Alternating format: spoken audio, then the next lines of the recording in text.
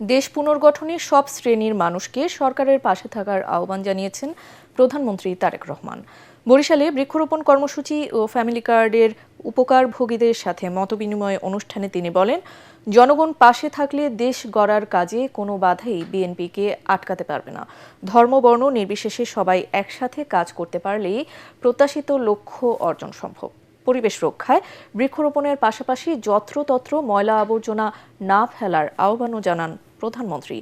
বরিশাল থেকে মোহাম্মদ মহসিনের তোলা ছবিতে কামরুজ্জামান রাজীবের রিপোর্ট।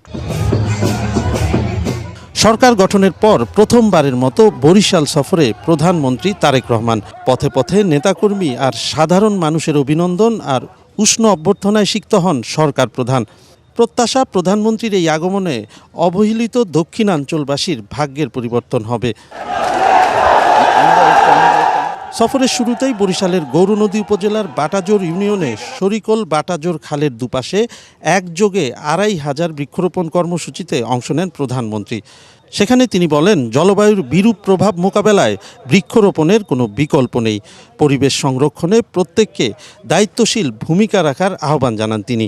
আমরা যদি আমাদের দেশটাকে সুন্দর করতে চাই, তাহলে অবশ্যই আমাদেরকে এই গাছের যত্ন নিতে হবে, বৃক্ষরোপণ করতে হবে।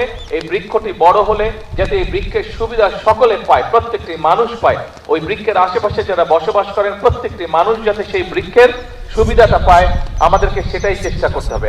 এরপর বাটাজোর হাই স্কুল মাঠে ফ্যামিলি কার্ডের উপকার ভোগীদের সাথে মত বিনিময় অনুষ্ঠানে যোগ দেন তারেক রহমান।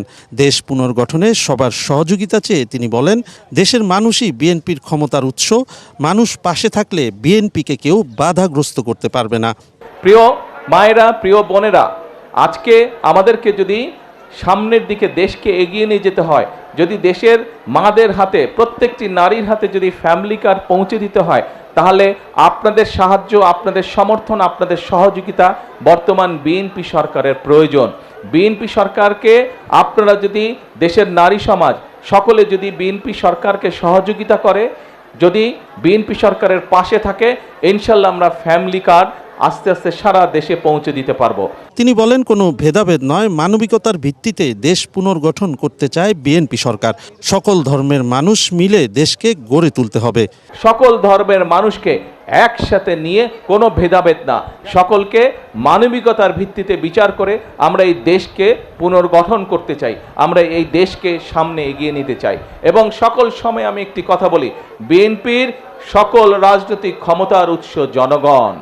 এরপর বরিশাল সিটি কর্পোরেশনের ৩০ গোডাউন সাগরদী খালের দুপাশে বৃক্ষরোপণ কর্মসূচিতে যোগ দেন প্রধানমন্ত্রী।